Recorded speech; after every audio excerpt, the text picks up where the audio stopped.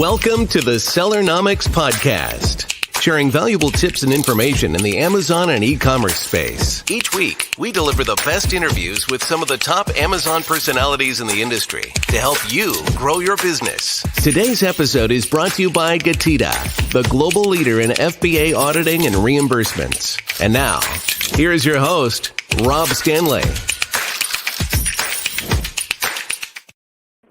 Hey everyone, welcome to another episode of the Sellernomics podcast. I've got a good one today.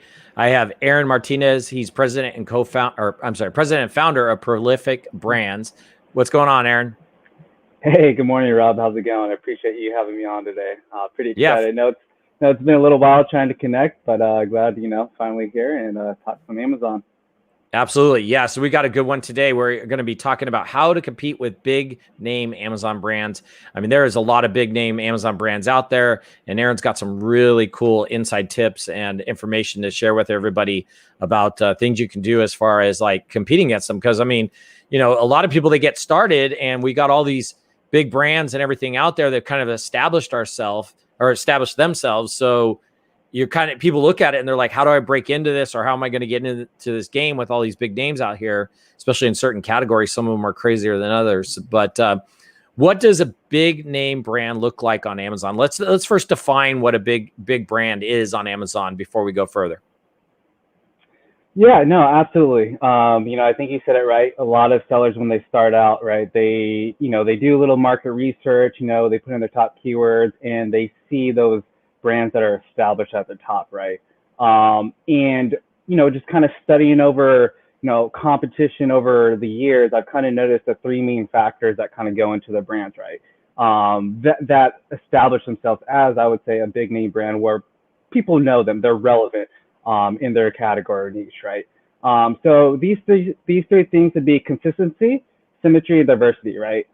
So first off, you can start with consistency, right? So across the board, you look at all their product listings, they're all consistent with having the same type of images. Their listings are all kind of similar in the sense to where whether that be the keywords or what their selling point is. You look at their videos; they're all consistent with one another when it comes to the content and educating the customer, the A+ content.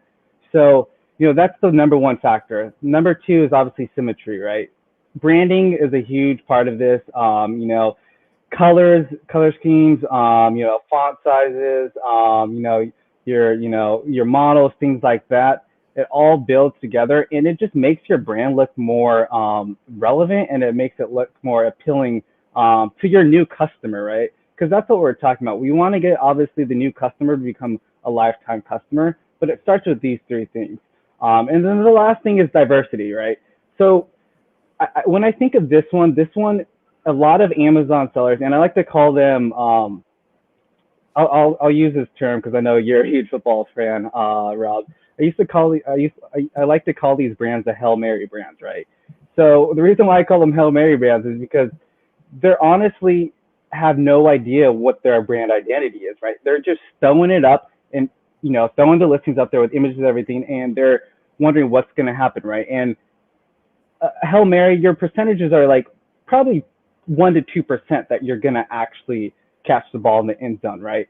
And that's what a lot of these brands are doing. They're not they're not diversifying their listings, right? What I mean by that is, they're not changing up their content. I can't tell you how many times, I look at whether that be client or new clients that we get and we follow up with them over years and we keep looking at their content, that they have not updated their title, they have not updated the A+ content, they have not updated their images in either 6 months to a year, sometimes even longer, right? So they just have these this content up that is not changing, while customers are seeing that, your repeat customers are seeing that, and you're not building a strong brand equity to where it's like, hey, you're representing a brand that's, actually going to be relevant for a long time.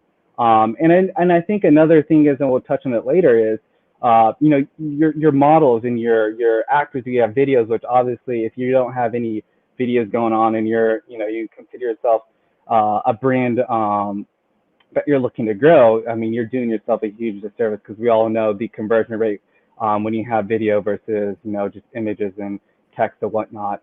But yeah, I would say those are the three main factors when I look at for qualifying as a big name brand. And one of the things I like to do as well when I'm doing some research on competitors or whatever, I know everyone loves to, it's easy to look at the reviews, right, of these brands. It's easy to look at the sales estimator, the volume, and what they're doing, and like, oh my gosh, this brand's killing it. They're doing, whatever, 7 figures a month. But that's great. But what I like to do is I like to not even look at the reviews. I like to not look at the sales history. I just like to look and scope out everything like that I talked about, the consistency, symmetry, diversity in their brand and all product listings. And I could tell whether this brand is successful, one, if it's been successful in the past, and it's going to be successful in the future because of these three things. So those are the main, things that I look for when it comes to what does a big name brand look like. Sorry, I know that was a little bit. I think that's good a lot information. that goes into it. That's good information. Let's dive a little deeper into this. So we've talked about kind of what to look for, and you mentioned a little bit of kind of how to compete. But let's dive a little bit more into that. Let's start with, the first thing. If somebody's building their brand and they come to you and they're kind of, what consistently do you see as kind of the first thing that you're like, wow, they got to change this if they're going to compete with the big brands? And get specific on it. Like, if it's an image, what do you do to it? If it's a title, what are you changing on it? How are you researching it? Really go into that. And you're welcome to mention more than one, but let's go with one that you kind of see the most. Yeah, no, definitely. I mean, I think it was Brian, on the podcast the other day, and he talked about the images. I mean, I think the images 100%. Your main image has got to stand out. I mean, you have got to be different than the crowd. You just can't look like everyone else, because you're giving yourself zero shot from there, right? Because let's be honest, if you're trying to compete with these big name brands, they have a much bigger budget than you, right? So with that being said, you need to do everything in your power to look different. So whether, I could give you an example in the supplements, right? We all know supplements are crowded, especially we'll niche down to pet supplements, right? Pet supplements, almost everyone looks the same, right? Everyone, they just have that plain. I mean, it's not a very fun, like, you're taking pictures of a container, right? It's not a very fun product image to try and display, right? But let's say, for example, you have these chew probiotics, right? Instead of just having the actual container, let's take out the actual product, make sure obviously we're with Amazon's TOS, and have it by the side and show it, whether that's in a scoop form or whatever, and show it kind of being utilized, so it stands out. They see what it is and they want to click your product listing, and obviously from there your listing should speak for itself to helpfully convert from there. But that's one thing.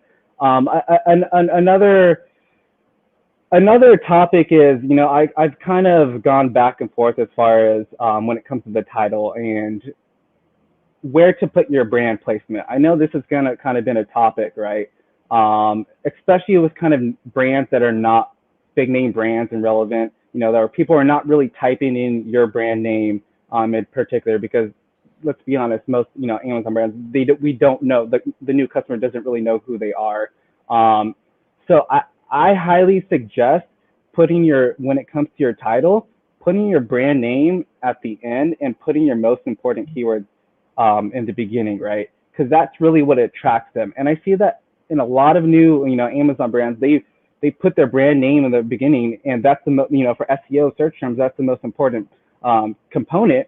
And to be honest, no one really cares at that point, because they're not buying it because of whatever, your ABC brands. They're buying it because of what you're describing and what problem you're going to solve. And then from there, obviously, not having video. I mean, we'll probably talk about this a little bit more, but if you don't have video on any of your product listings, I mean, your conversion rate is so much lower. I mean, think about it. You're trying to educate a new customer. You know, in an average customer, their attention span on any type of product is 1 minute or less.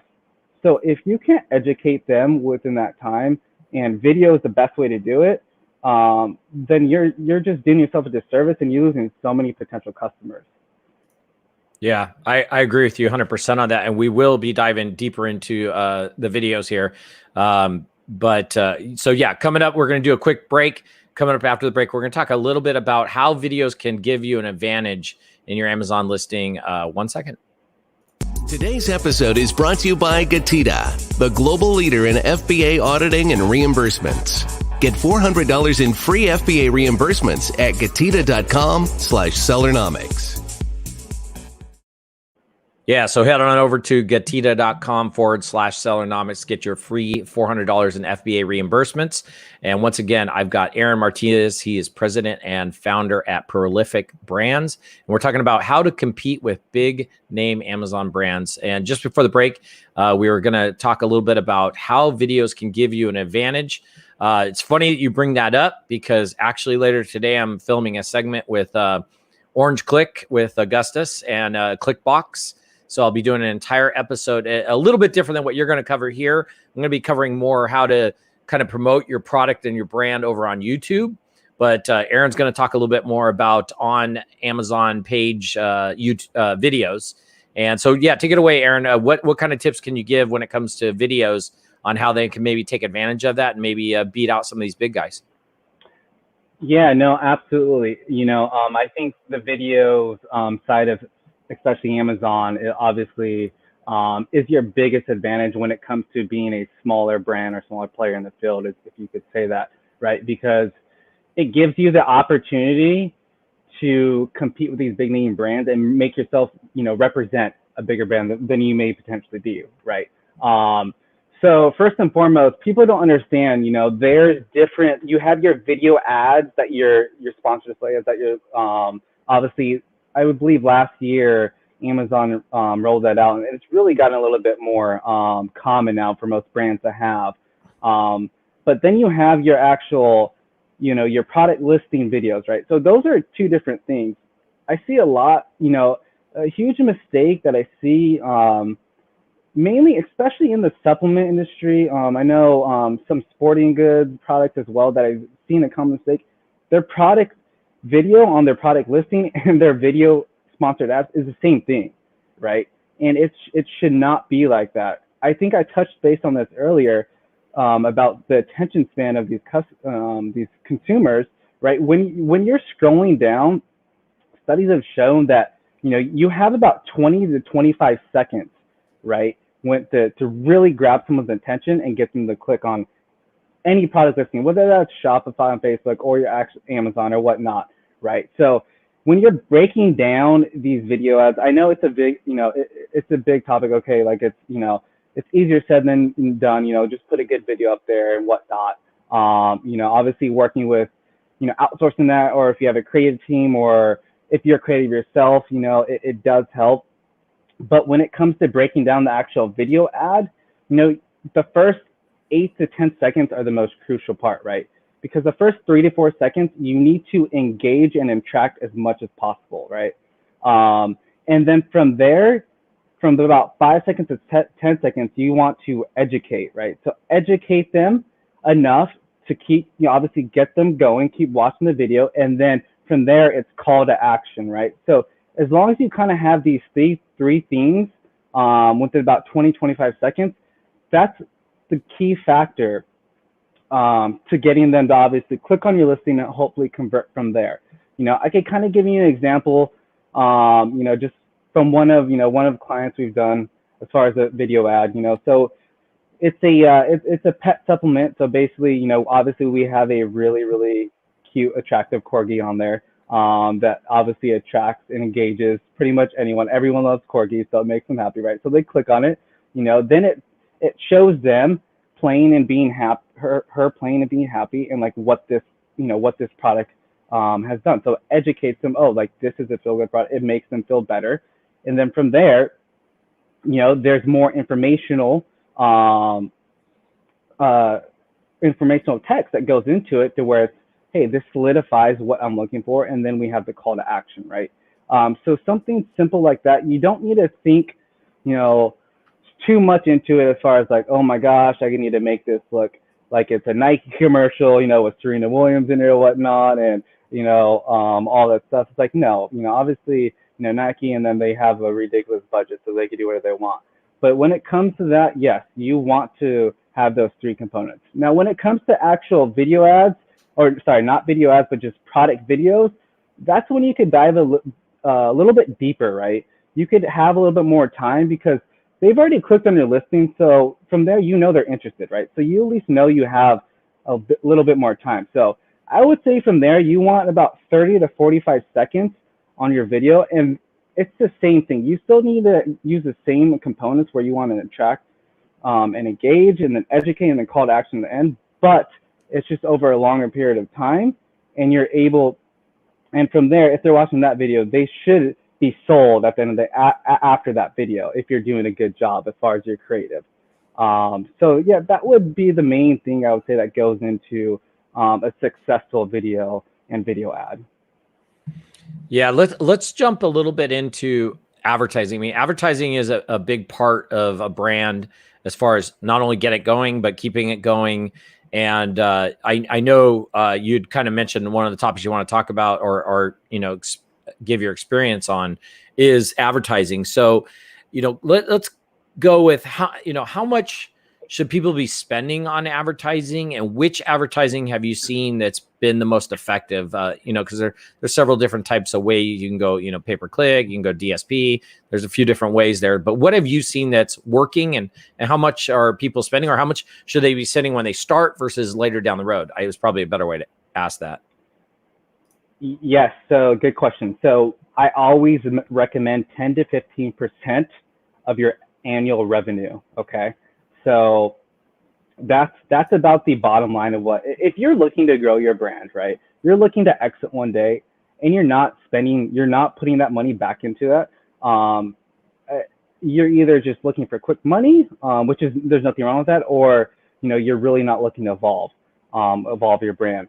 So what's been working, as far as in the field that I've seen is going to be obviously, video ads are kind of the newest thing to where you have an advantage because there's not as much competition, right? So I personally would always go a lot heavier than that. DSP is always a great way to kind of defend your brand. Obviously defending your brand is crucial and everything. And then obviously normal sponsored ads, we still run those pretty heavy, but as far as engaging, getting new customers, our conversion rate has been a lot higher in video ads. But I will say this, I know people don't really talk about having a budget for new creatives, right? And come out with new, fresh content. I would recommend about 5% of your annual revenue as well to start come up with fresh, new content, right? I talked about this earlier. There's so many brands on there that you look at their content year round and it rarely changes, right? When you're trying to represent and establish the, looking like a bigger brand, you notice that, your models, whoever you have in it, it's changing, right? So another example is they're going with the trends as well. So for example, like Black History Month in February, or Women's Rights Month, or anything like that, like they're changing their content to be relevant to that because that's what people care about, right? So at the end of the day, that's all we're trying to do is grab their attention. And if they see that you are obviously up to date with what's going on, they're going to automatically think that you have been, obviously been around for a long time because you have this relevant content, and, you're doing what they want. So those are the main things. Yeah, I think you brought up a good point there.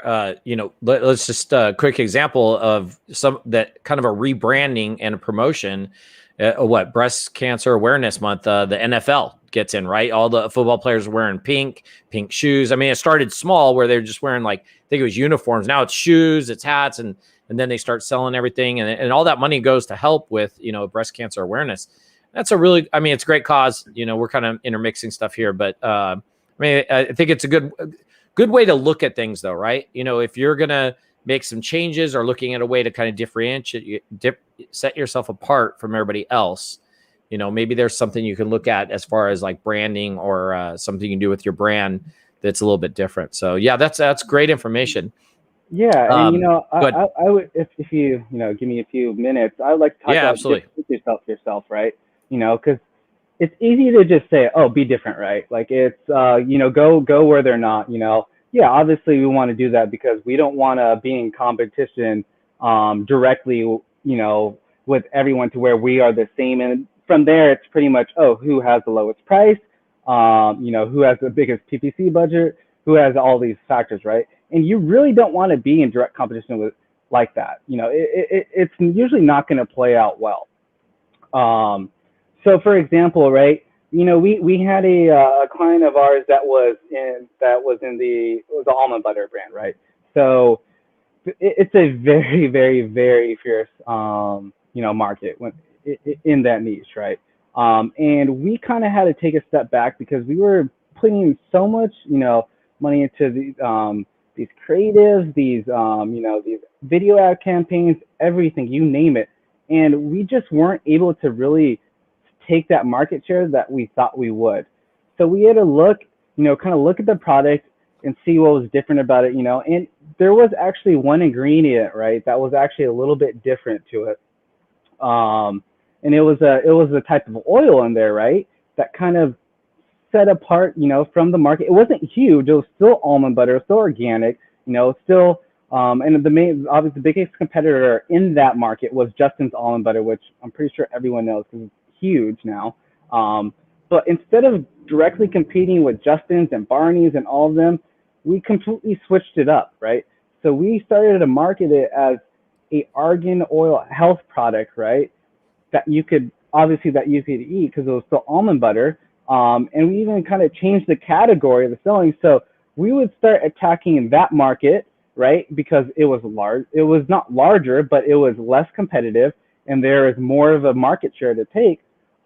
Instead of just directly competing with Justin's and Barney's, which they have, obviously they have a huge budget. They've been around for a lot longer. But that was the gateway, right? From there, that's the gateway to where we get in. And if we take that market share, then we start expanding, right? Once we have that exposure. So it's just the way you look at it. You have to just kind of navigate your way, especially if you're a newer brand and you're trying to establish some type of brand identity. You have to do that in order to, I believe, to be, give yourself, be successful and give yourself the best shot and potentially competing with these bigger name brands. Yeah, I agree with you. And we're going to take a quick break. And after the break, we're going to come back and talk a little bit about why you should work with a brand agency. And obviously, Aaron will give some tips on that since he does have one. And we'll go over that shortly. Hang tight. Did you know that Amazon probably owes you money for FBA reimbursements?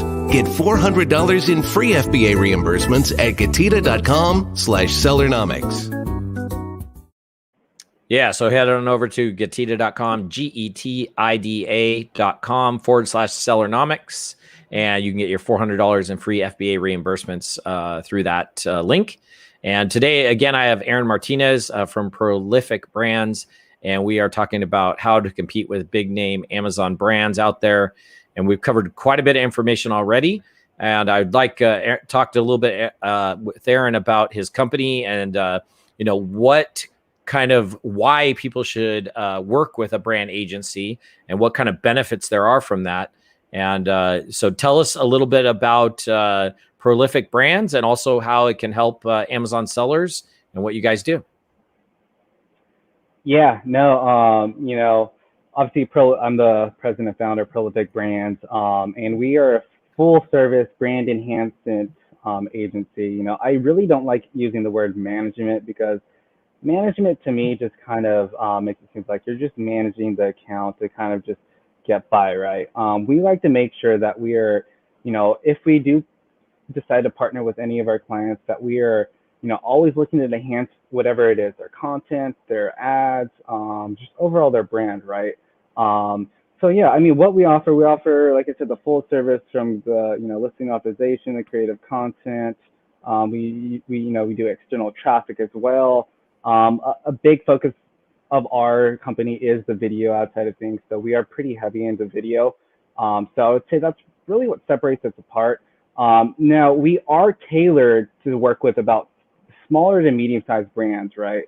So when I say small to medium-sized, I would say no less than about 250,000 annually to about 2.5 million annually. So those are about the brands that we like to target, and grow with over time. Yeah, that's some good information. And I mean, people should always be looking to do videos. There's times I run into ads, to listings on Amazon, because I buy all the time from Amazon, obviously, and there's no video on there.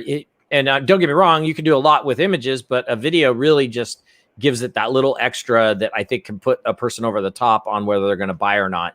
Because sometimes it's just hard to describe something in a flat image, but when it's 360 being like a video where you can see every part of it, or they're showing how it works or functions or a feature of it, that can really, really make a difference, especially if that function or feature is different than your competitor.